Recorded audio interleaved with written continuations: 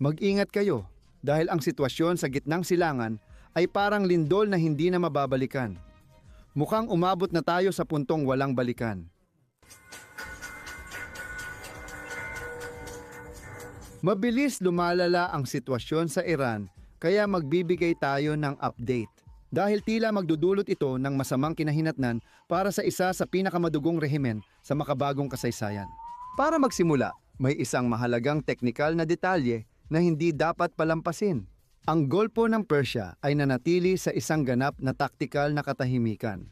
Walang kahit isang grupo ng carrier strike ng Estados Unidos sa lugar ng operasyon ng ika-5 Fleet. Ang United States ship Gerald Ford at ang mga escort nito ay nag-ooperate ng malayo sa paningin ng Iran. Maaaring may mag-isip na ito ay isang negatibong punto para sa Estados Unidos, na parang tanda ng kahinaan sa taktika pero huwag tayong magkamali. Naiintindihan ng mga analista na kapag nawala ang nakikitang lakas, ibig sabihin ay inihahanda na ang isang surgical strike mula sa anino. Gamit ang mga asset na hindi kailangang makita para maging mapinsala tulad ng stealth bomber na P-2 na na-deactivate noong 2025. Ngayon, gusto kong maranasan natin ang mainit na klima na nararamdaman sa mga kalsada ng Teheran at halos sa buong bansang Persa. Isang bagay na hindi pa nakita sa panahon ng mga ayatollah. Ang nagsimula bilang protesta dahil sa presyo ng gasolina noong Disyembre ay naging isang koordinadong pambansang pag-aaklas. Wala nang halaga ang Iranian real, umabot na ito sa pinakamataas na antas kumpara sa dolyar. Isipin ninyo ang isang ama ng pamilya na nakikita kung paano lumalagpas sa 70% ang implasyon ng pagkain, habang ang rehimen ay gumagastos ng milyon-milyong dolyar sa mga armas na hindi na nila kayang ipagtanggol. Pero ang talagang sumisira sa gulugod ng sistema ay ang mga larawan na sinusubukang burahin ng rehimen gamit ang kanilang digital kill switch. Sa nakalipas na 72 oras, nakakita tayo ng mga eksenang isang buwan lang ang nakalipas ay hindi maiisip sa mga lungsod tulad ng Zahri at Kerman. Hindi na lang basta inaalis ng mga babae ang kanilang belo. Sinusunog na nila ito sa malalaking siga sa gitna ng kalsada habang sumasayaw at sumisigaw ng kamatayan sa diktador. Isang bagay na naibahagi ko sa inyo sa isa sa mga naunang video tungkol mismo sa Iran ay kung paano namumuhay ang mga babaeng Iranian ilang taon na ang nakalipas bago dumating ang rehimen ng mga ayatollah doon noong dekada 70. Iisipin mo ba kapag nakita mo ang mga larawan na parang mula ito sa isang bansa sa Europa? Malayo, sobrang layo. At ang anino ng kung ano ang nangyayari ngayon mismo sa mga kababaihan sa Iran at sa pangkalahatan sa lahat ng bansang Muslim na nauunawaan siyempre na ang Iran ay hindi isang bansang Arabo. At kailangan talagang isaalang-alang yan. Ang totoo, isa itong direktang hamon sa moral na pundasyon ng teokrasya ang nangyayari ngayon mismo sa Iran. Pansinin din na hindi na nirerespeto ng mga tao ang mga dating sagradong bagay ng rehimen.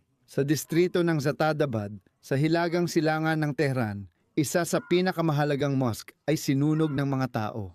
May mga ulat din ng sunog sa mosque ng Al-Rasol, isang simbolo ng kapangyarihan ng mga kleriko. Hindi ito paninira, ito ay isang pahayag ng digmaan laban sa sistemang ng api sa kanila ng 47 taon.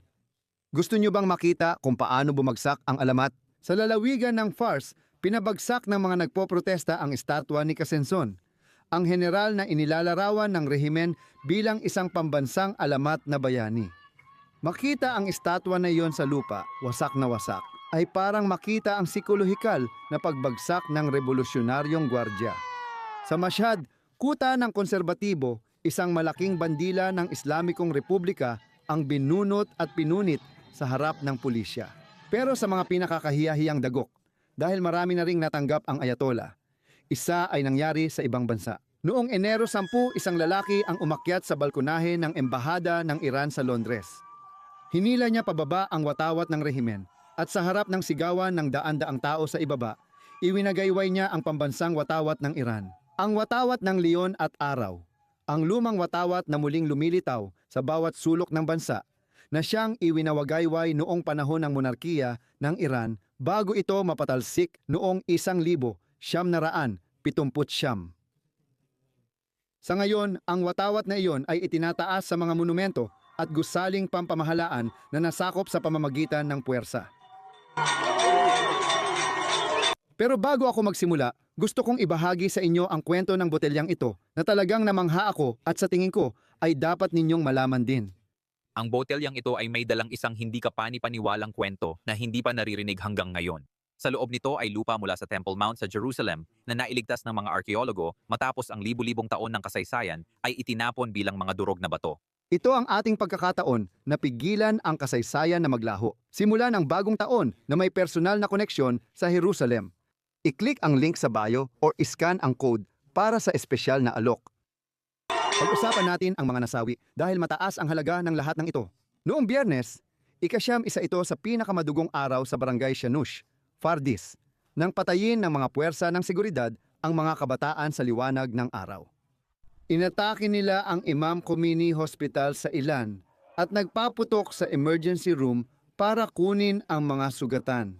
Hindi na natatakot ang mga tao. Noong Enero 11, kumpirmadong hindi bababa sa 200 at 17 ang namatay sa Tehran. Sa kabilang banda, in-update ng Iranian Organization for Human Rights ang bilang sa buong Iran sa 500 at 38 na namatay at mahigit 10,600 at 67 na mga naaresto sa buong bansa. Gayunpaman, tinatayang mas mataas pa ang bilang ng mga namatay ayon sa ibang mga source na hindi konektado sa rehimen. Gayunpaman, may tunay na kaswalti rin ang rehimen. May mga miyembro ng Basij na namatay sa gasaran at mga opisyal na pinatay sa Amadan at Masdad. Ang paglaban ng mga sibilyan ay hindi na purong mapayapa. May mga grupong lumitaw tulad ng mga unit ng Sagros Tornado na nagsasagawa ng mga eksaktong pag-atake laban sa mga base ng Revolusyonaryong Gwardya. Ano ang sinasabi tungkol sa pagpapatapon? Ako ay nagsasalita mula rito. Tungkol kay Prinsipe Reza Pahlavi na naglabas ng isang malinaw na taktikal na direktiba. Hindi lang basta lumabas sa kalsada ang layunin, kundi sakupin at panatilihin ang mga sentro ng lungsod. Iyan ang kanyang sinabi. Ang kanyang direktiba ay nanawagan ng isang pambansang welga na magsisimula ngayong araw ng linggo. Hindi na siya humihingi ng dialogo, kundi kontrol sa teritoryo para sa kalayaan. Nanawagan siya sa lahat ng Iranian na lumabas at angkinin ang mga kalsada. At ang nakikita natin sa mga larawan na nakakalabas mula sa Iran ay mukhang ginaya siya ng mga tao. Sa isang panayam sa Fox News, hindi na nagpaligoy-ligoy si Pahlavi. Diretsahan niyang sinabi na ang mga protestang ito ay hindi basta-basta lang na pangyayari, kundi ang makasaysayan at huling pagkakataon para palayain ang mga mamamayang Iranian at maibalik ang bansa sa malayang mundo. Pero pansinin mo ang linaw ng kanyang pananaw.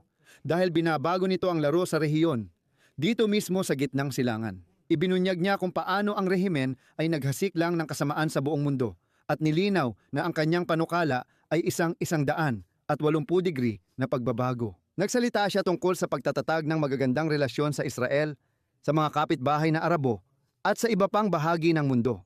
Sa madaling sabi, nagbibigay siya ng pag-asa sa isang sobrang pagod na rehiyon. Ang Iran na walang mga kleriko ay hindi lang kalayaan para sa mga Iranian, kundi katatagan at kapayapaan para sa buong rehiyon. Isang napakahalagang bagay. Marami sa inyo ang akala nakasubscribe na, pero hindi pa pala. Kaya tingnan nyo ngayon at pindutin ang subscribe button kung hindi pa kayo nakasubscribe.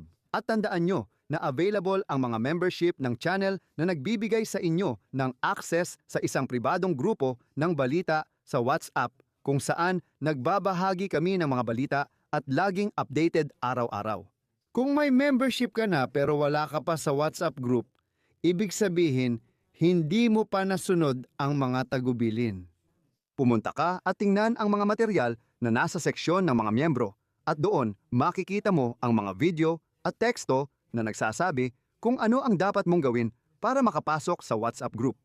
Tingnan naman natin ngayon ang Israel. Dahil dito nagsisimulang maging tense ang sitwasyon, lalo na para sa mga taga-Israel. Ang punong ministro na si Netanyahu at ang kalihim ng Estado ng Estados Unidos, si Marco Rubio, ay nagkaroon ng mga emergency na pag-uusap. Ipinapakita ng mga palatandaan na nasa pinakamataas tayong alerto ngayon. Ang takot ay baka maghiganti ang napipilitang rehimen sa huli sa pamamagitan ng pagpapakawala ng mga misil sa Israel para gawing pandaigdig ang labanan. Ang presidente ng parlamento ng Iran, Kalibaf, ay tahasang nagbanta na sa Israel. Sinabi niya na kung kikilos ang Estados Unidos para atakihin ang Iran, ang Israel ang magiging unang target. At ang mga impormasyong kumakalat dyan sa internet mula sa mga Iranian media ay nagsasabing may nakahanda ng humigit kumulang 500 na mga misil ang Iran na nakatutok sa Israel. Naghihintay ng paglusob mula sa Estados Unidos. Sa huling pahayag, sinabi ni Netanyahu na kapag nakalaya na ang Persa mula sa tiraniya, ang Israel at Iran ay muling magiging tapat na magkapartner sa pagtatayo ng isang kinabukasang puno ng kasaganaan at kapayapaan.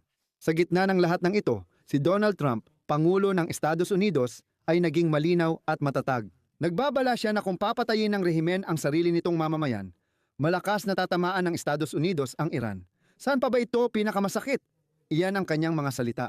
At tungkol doon sa kawalan ng mga aircraft carrier na nabanggit ko sa simula. Ang hinala ay nakaantabay na ang mga submarino at stealth na eroplano, handa nang maglunsad ng atake.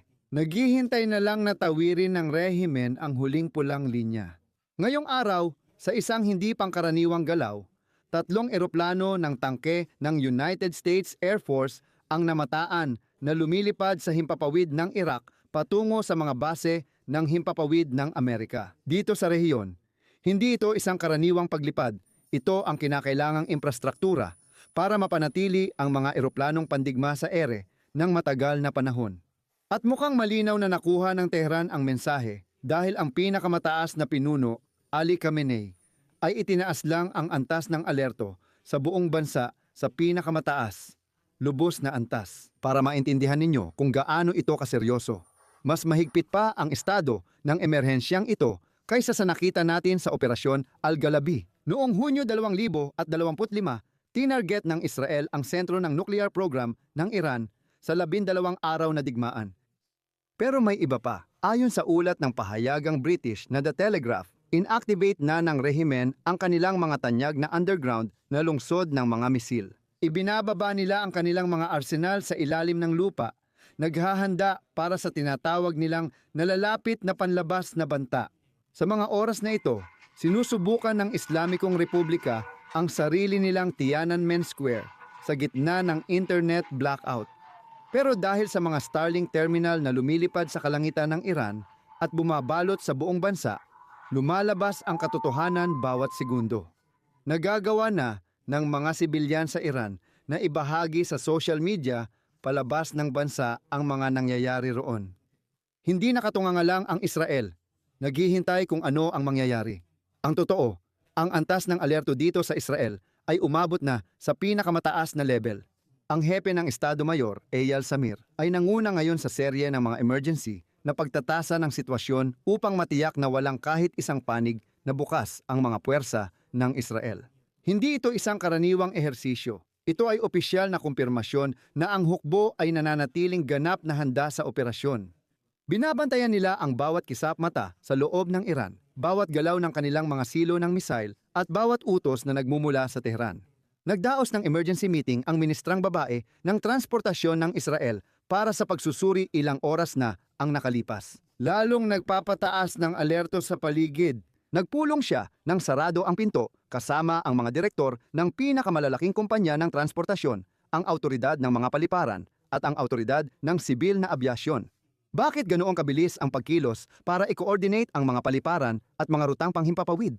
Kapag naramdaman ng isang rehimen tulad ng kay Ayatollah na nawawala ang kontrol, agad nila itong tinutugunan sa pagpapalaganap ng kaguluhan. Alam nila na kapag lumala ang labanan o magdesisyon ang Tehran sa desperadong hakbang, himpapawid at supply ng Israel ang unang target.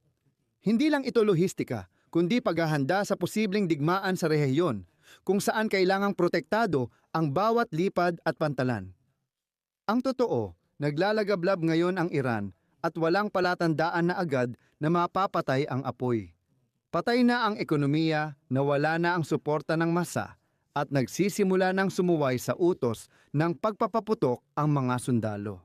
Lahat ng palatandaan ay nagsasabing malapit ng umatake ang Estados Unidos. Ang nasasaksihan natin ay ang marahas na pagbuwag ng isang diktadorya na inakala nilang magtatagal magpakailanman.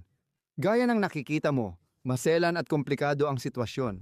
Mas mainam mag-subscribe sa channel at i-activate ang kampanita para hindi mo mamiss ang mga update namin.